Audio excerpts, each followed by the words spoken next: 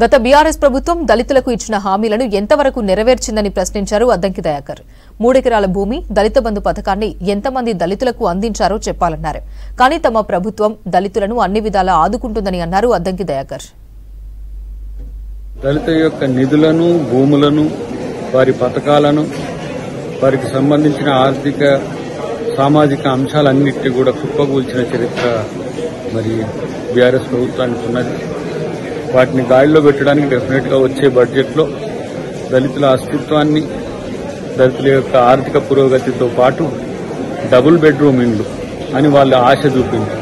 కానీ ఈరోజు దళితులకు 5 లక్షల రూపాయల భూమి ఉండని లేకున్నా వాళ్లకు ఇవ్వాలనే ఆలోచన కాంగ్రెస్ ప్రభుత్వం చేస్తున్నది. 60% ఇండ్లు ఎస్సీలకు వచ్చేవి, వాటిని మొత్తం తీసి పక్కన పెట్టింది. సో ఇలా ఇండ్లు లేని నిరుపేద కుటుంబాలు ఎన్నో, దళితులే కాకుండా బీసీలు, ఎస్టీలు కూడా ఉన్నారు.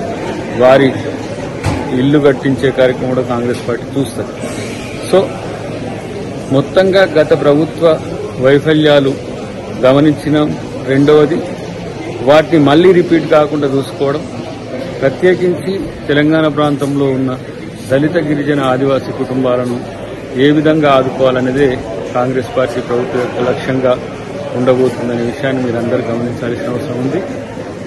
ఒక సరైన మార్పు కోసం ఈరోజు సరైన ప్రభుత్వం, సరైన నాయకుడు ఈరోజు తెలంగాణ ఎన్నుకున్నది కాబట్టి డెఫినెట్ గా